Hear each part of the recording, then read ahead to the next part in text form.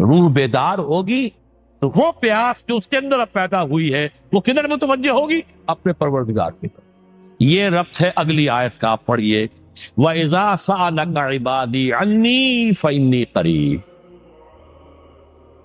جب یہ روح بیدار ہو کر اپنے مرکز کی طرف متوجہ ہوگی، اپنے منبع اور سرچشمے کی طرف متوجہ ہوگی، اپنے مبدا کی طرف متوجہ ہوگی، تو اے میرے نبی صلی اللہ علیہ وسلم، جب میرے بندے آپ سے میرے بارے میں پوچھیں فَإِنِّي قَرِيبٌ، انہیں بتا دیجئے میں قریب ہی ہوں، کہیں دور نہیں،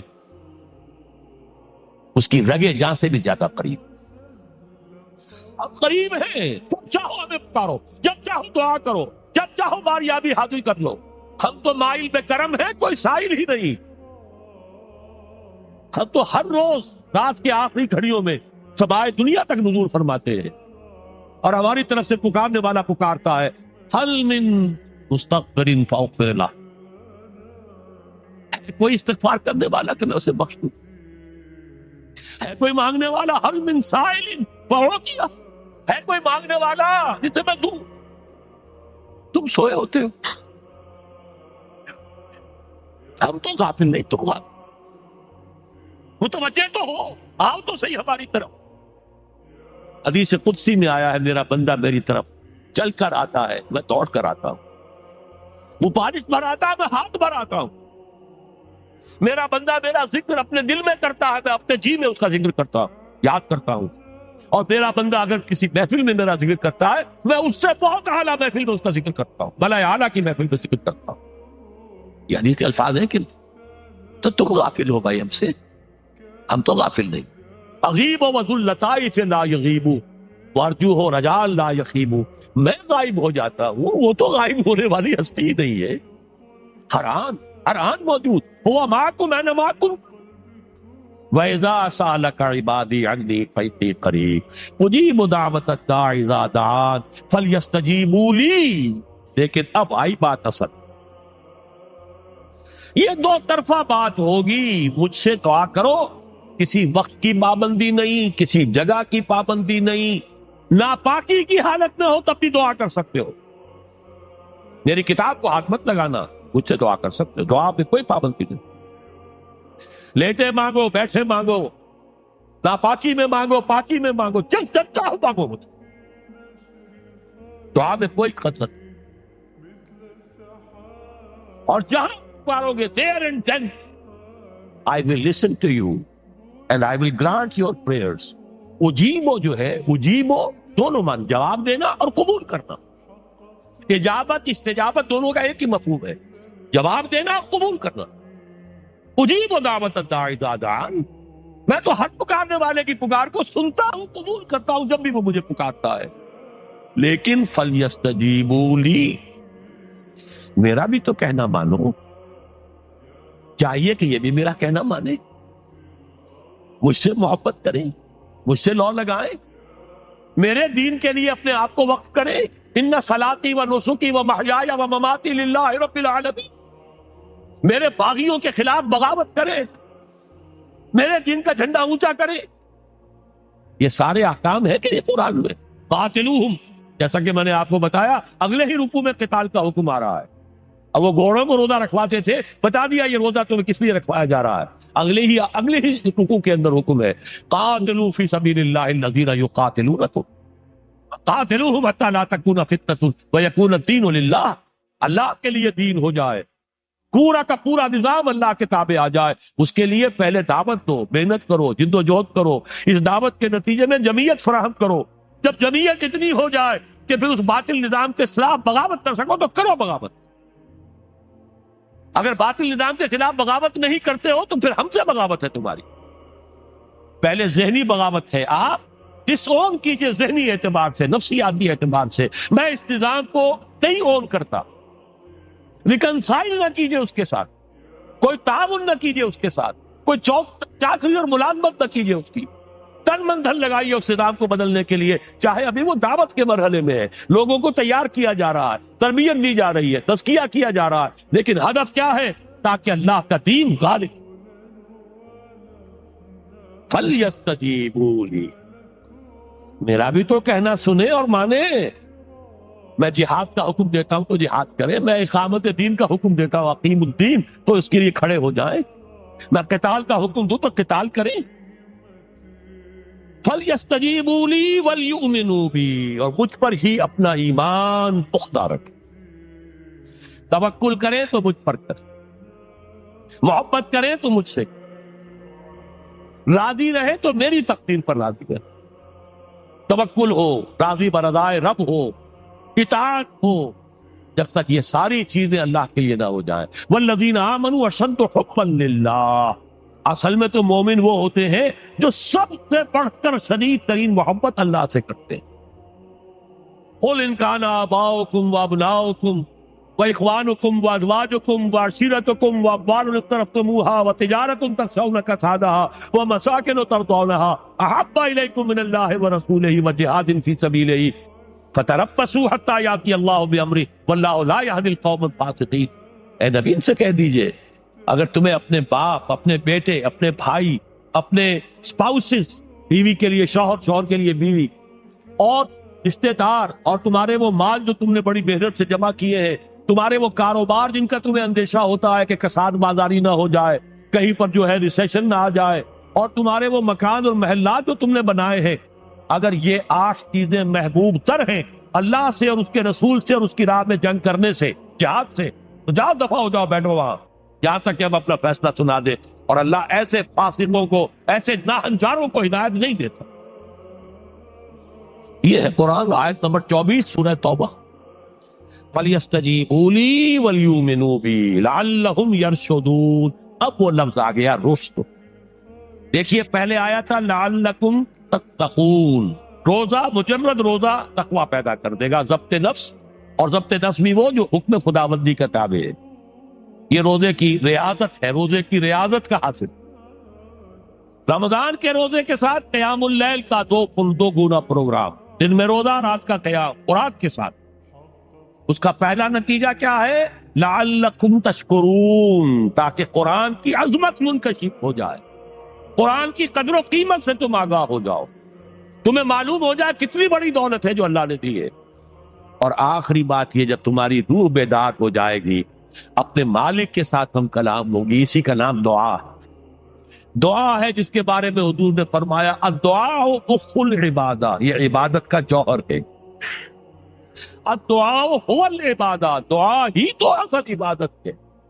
یہ دعا ہی تو ہمیں میسر نہیں ہے۔ 17 رکعتیں پڑھنی ہیں ہم نے عشاء کی، لیکن اللہ کے ساتھ کوئی لوح نہیں لگی، ادھر کی ادھر کی سوچیں آ رہی ہیں۔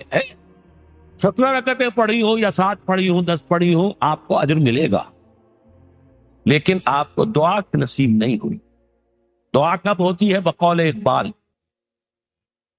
یہ جو میرے اندر ہے فائنائٹ ایگو، انائے صغیر، انا میں، یہ چھوٹی سی انا ہے۔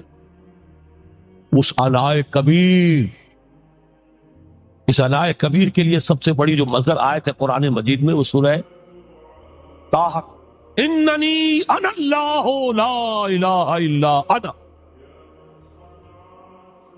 میں ہوں وہ اللہ جس کے سوا کوئی نہ۔ اننی انا اللہ لا الہ الا انا، یہ ہے فاعبدنی واقم الصلاۃ لذکری۔ یہ انائے کبیر ہے، انفائنائٹ ایگو، اللہ، انا اللہ، the big انا، اور یہ چھوٹی سی انا ہے، انا میں۔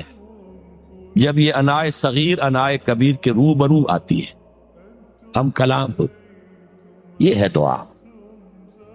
اگر یہ جاگی ہی نہیں، بیدار ہوئی نہیں، ہم کلام ہوئی نہیں، وہ دعا تو حاصل نہیں ہوئی۔ مخ عبادت جو ہے، جوہر عبادت کا حاصل نہیں ہوا۔ ہاں ایک شکل ہے عبادت کی، مراسم عبودیت ہے، یہ اشکال ہے، رہ گئی رسم ادا روح بلالی نہ رہی، فلسفہ رہ گیا تلقین غزالی نہ رہی، ایک شکل ہے، تم نے کر لی، اجر ملے گا۔ آخر وقت نکالا ہے، آپ اللہ کے سامنے کھڑے ہوئے، اجر سے محنت کا جو اجرت وہ دے گا، لازم اس پر بھی دے گا، لیکن حقیقت صلاۃ کوئی اور شے۔ اسی لیے کہا محمد رسول اللہ صلی اللہ علیہ وسلم الصلاۃ معراج المومنین، اہل ایمان کے لیے یہ معراج کے درجے کی شے ہے۔ معراج میں مکالمہ ہوا تھا. التحیات للہ والصلوات والطیبات، یہ حضور نے فرمایا. السلام علیکہ ایھا النبی ورحمۃ اللہ وبرکاتہ، کس نے کہا؟ اللہ نے فرمایا. السلام علینا وعلی عباد اللہ الصالحین، حضور نے فرمایا اس سلامتی میں تمام اللہ کے نیک بندوں کو شامل کر رہا ہوں. سلامتی مجھ پر بھی ہو اور تمام اللہ کے نیک. یہ مکالمہ ہے، مخاطبہ ہے.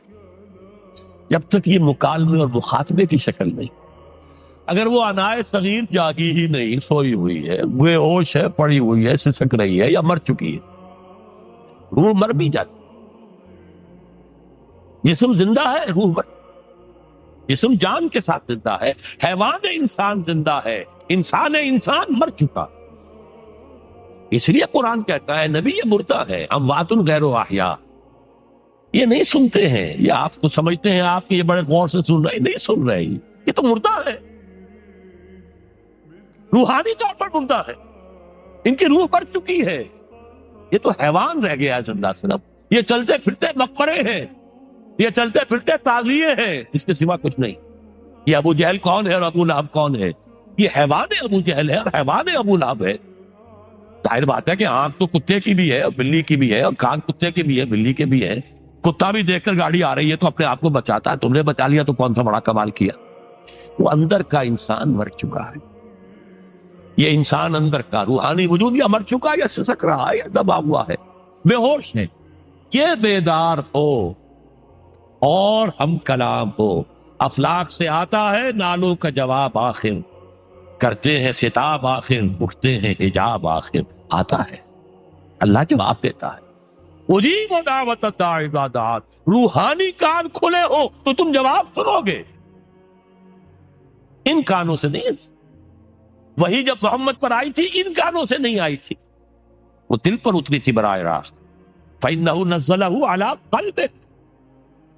ان کانوں کا، ان آنکھوں کا سوال نہیں ہے، وہ دل پر براہ. روح ہے محمدی پر. یہ روح، اسی لیے وہی کو بھی روح کہا گیا ہے.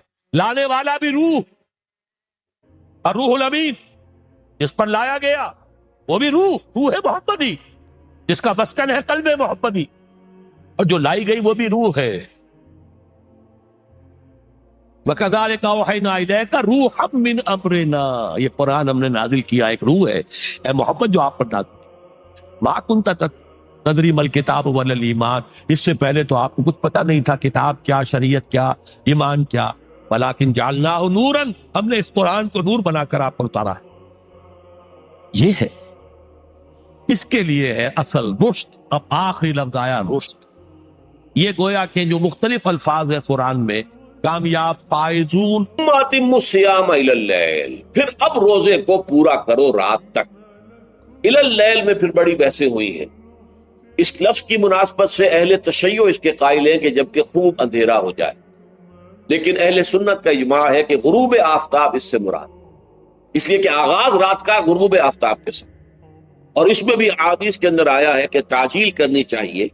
بعض لوگ وہی جو میں نے عرض کیا کہ تقویٰ کے تحت جو ہے، جیسے کہ سفر میں بھی روزے رکھتے ہیں، یا 104 بخار کے درجے میں بھی وہ روزہ قضا کرنے کو تیار نہیں ہوتے، ایسے ہی وہ تاخیر کرتے ہیں اپنے تقوی کے حساب سے. کہیں ایسا نہ ہو، کوئی غلطی نہ ہو جائے، کہیں یہ نہ ہو جائے، کہیں وہ نہ ہو جائے، تو پھر اس کے اندر وہ افطار میں. تو آپ نے فرمایا کہ قوم جو ہے اسی وقت صحیح رہے گی جبکہ وہ افطار میں عجلت سے کام، یعنی سحری کے اندر بہت زیادہ جلدی کرنے کی ضرورت نہیں. اگر اذان ہو رہی ہے اس کے دوران بھی اگر کچھ کھا پی رہے ہو تو کھا پی لو مکمل. اسی طریقے سے افطار کے اندر جو ہے وہ تاخیر کرنے کی ضرورت نہیں، سورج کے غروب کے ساتھ افطار کرو. وَلَا تُبَاشِرُوهُنَّ وَأَنْتُمْ عَاكِفُونَ فِي الْمَسَاجِدِ. ہاں، اپنی بیویوں سے تم مباشرت نہ کرو، تعلق زن و شو قائم نہ کرو جبکہ تم مسجدوں کے اندر معتکف. یہ اعتکاف کا ذکر ہو گیا. رمضان کے آخری عشرے میں یہ اعتکاف جو مسنون ہے کہ 21ویں شب سے شروع ہو جائے، یعنی 20واں روزہ ختم ہوا اس کے ساتھ یہ اعتکاف شروع ہو گیا. اور پھر اعتکاف مسنون جو ہے وہ جب تک کہ چاند نظر نہ آ جائے شوال کا، عید کا، اس وقت تک یہ اعتکاف جاری رہے.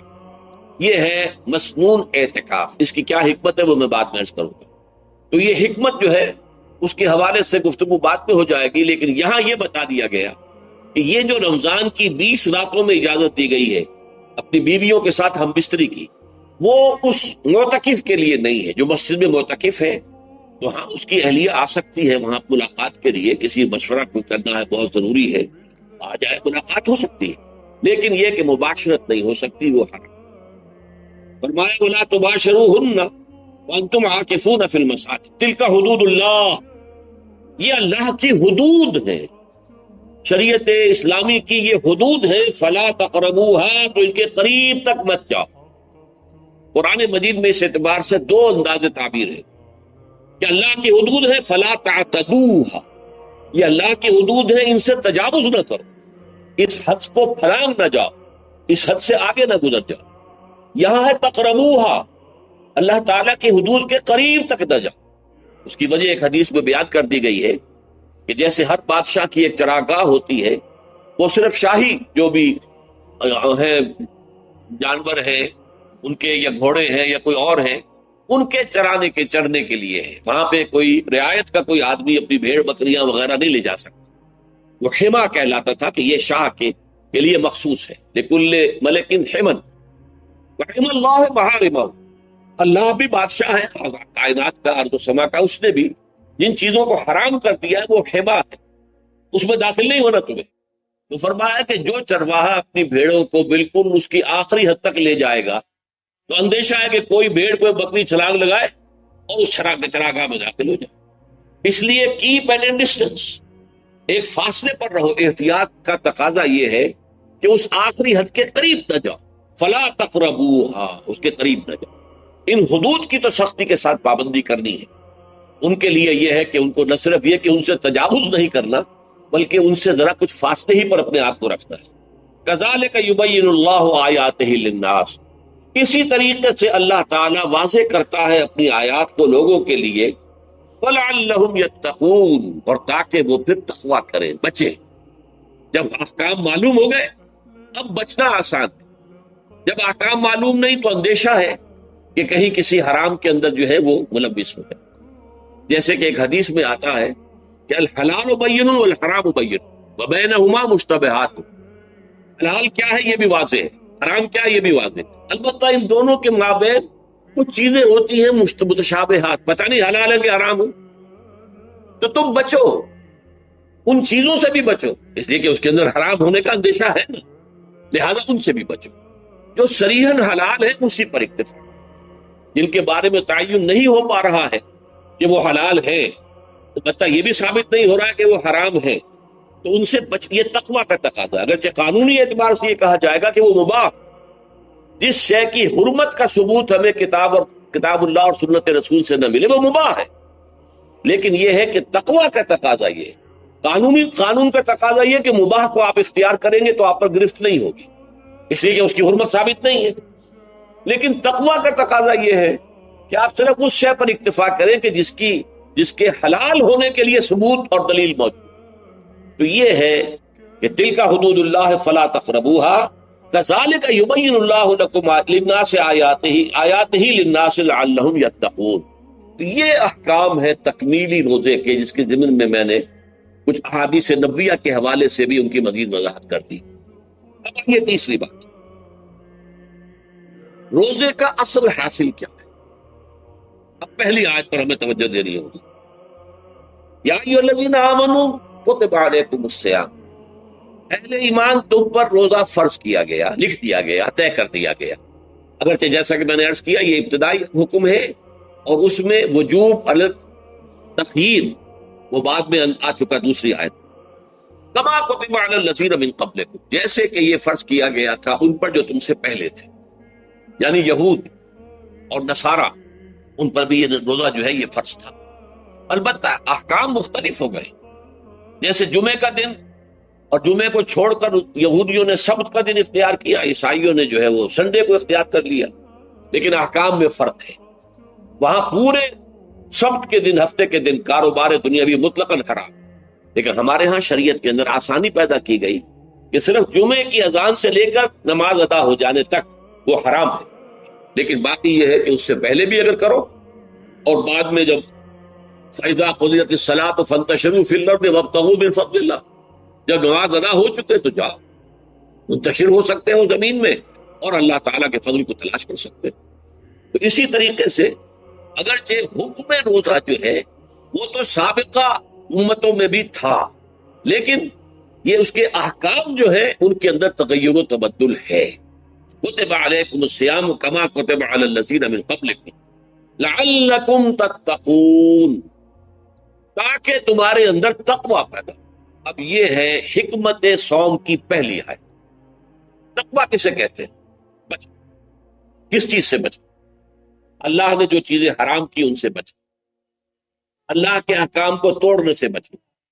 دیکھیے یہ لفظ جو ہے اس کا مادہ ہے وا، قاف اور یا، وقا۔ وقا یقی کے معنی ہے کسی کو بچانا۔ ہم دعا مانگتے وقنا عذاب النار، اے اللہ ہمیں آگ کے عذاب سے بچا دے۔ لیکن اتقا بنتا ہے باب افتعال، واو تے میں شامل ہو گئی تو اتقا، اور اسی سے تقوی ہے۔ تقوی کے معنی کیا ہے؟ بچنا، خود بچنا۔ وقا یقی دوسرے کو بچانا۔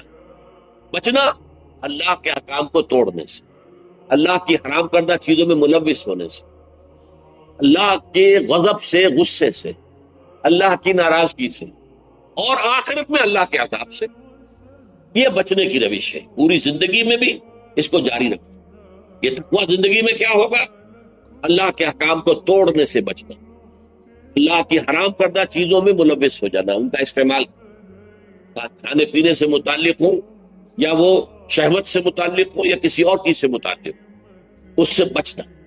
اور یہ بچنا جو ہے آخرت میں نتیجہ خیز ہوگا، جہنم سے بچاؤ ہو جائے گا، آگ کے عذاب سے نجات مل جائے۔ اچھا روزے کا اس سے تعلق کیا ہے یہ سمجھ۔ دیکھیے ہمارے گناہوں کا سب سے بڑا سبب ہمارے نفسانی تقاضے ہیں۔ ہم ایک حیوان بھی ہیں اور حیوان سے برتر بھی کچھ ہے، وہ میں بات نہیں کروں گا، لیکن حیوان تو ہے۔ جیسے ہر حیوان کو کچھ خوراک کی ضرورت ہے، ہمیں بھی ضرورت ہے۔ ہر حیوان کو بقائے نسل کا معاملہ جنسی ہے، وہ ہمارا بھی ہے۔ ہر حیوان کو کوئی نہ کوئی سر چھپانے کی جگہ چاہیے، کوئی گھونسلہ ہو، کوئی کھو ہو، کوئی بل ہو، کچھ بھی ہو، اسے چاہیے آخر۔ اسی طریقے سے ہمارے سارے تقاضے ہیں۔ حیوانات کو بھی آرام چاہیے، ہمیں بھی آرام چاہیے۔ یہ حیوانی تقاضے جو ہیں، جن کو ہم کہیں گے اینیمل انسٹنکٹس، ہمارے وجود کے اندر ہیں یہ، اور ان کا تقاضا ہمارے اندر سے ابھرتا۔ اسی کو اڈ اینڈ لیبیڈو کہا ہے فرائڈ نے۔ جدید نفسیات کا بابا آدم جو ہے وہ فرائڈ ہے، اس نے اسے اڈ اور لب سے تعبیر کیا، اس سے اوپر سیلف کو لایا، اور اس کے بعد جو ہے وہ سپر ایگو ہے۔ تو یہ تین درجے اس نے متعین کیے ہیں، اور میں اس کی دقت نظر، ایکیوٹی آف آبزرویشن کا بہت قائل ہوں۔ اگرچہ نظریات کا جو نتیجہ اس نے نکالا ہے وہ غلط، لیکن ایکویٹی آف آبزرویشن کا قائل ہوں کہ اس نے انسانی شخصیت کے 3 لیولز کو آئیڈینٹیفائی کیا۔ یہی 3 لیولز ہمارے ہاں، نفس، قلب، روح، یہ 3 لیولز۔ اس نے کہا اڈ اینڈ لیبیڈو یہ لوئسٹ ہے، پھر ایگو، سیلف، پھر سپر ایگو۔ 3 لیول وہ بھی مانتا، اگرچہ ان کی تعبیر اس نے غلط کی ہے، لیکن جہاں تک اڈ اور لیبیڈو کی تعبیر ہے وہ صحیح ہے، وہ حیوانی تقاضے۔ اچھا ان حیوانی تقاضوں کے بارے میں یہ بات بالکل واضح رہنی چاہیے کہ یہ اندھے بہرے ہیں، انہیں صرف اپنی گریٹیفیکیشن، اپنے تسکین سے جو ہے ساری بحث ہے۔ اس سے کوئی غرض نہیں کہ حلال ذریعے سے ہو، حرام ذریعے سے ہو۔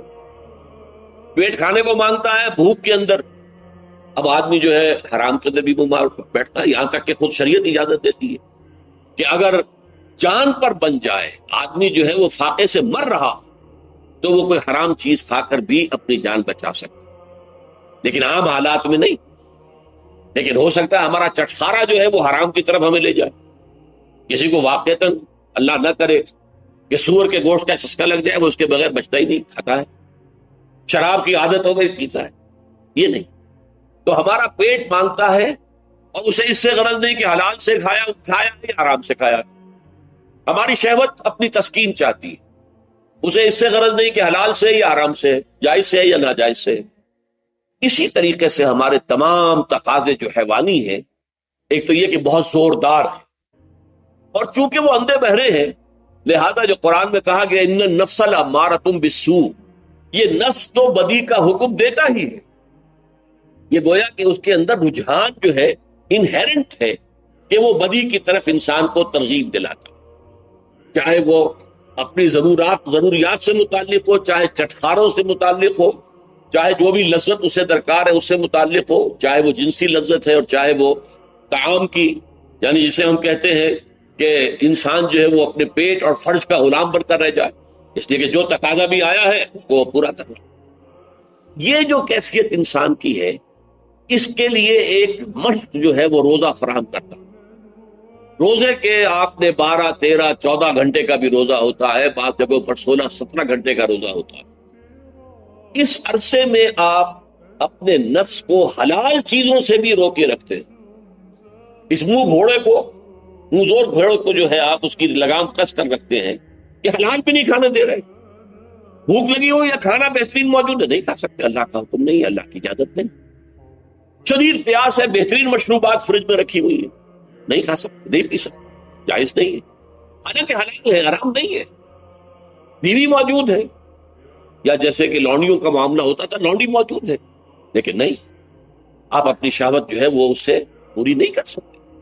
یہ پابندیاں نفس کے اوپر لگانا، یہ ایک مشق، یہ ایک ریاضت ہے۔ اس ریاضت کا حاصل یہ ہونا چاہیے کہ انسان بقیہ 11 مہینوں میں اپنے آپ کو حرام سے تو بچائے نا، یہاں وہ حلال سے رکا ہوا اللہ کے حکم سے، کہ حلال چیز بھی نہیں کھا رہا، دن بھر نہیں پی رہا، دن بھر نہیں اپنی کوئی شہوت پوری کر رہا، دن بھر حلال ذرائع سے بھی، تو اس سے اس کے اندر یہ ایک اس کو ہم کہیں گے سیلف کنٹرول پیدا ہو جائے، اپنے نفس کو قابو میں کر لے۔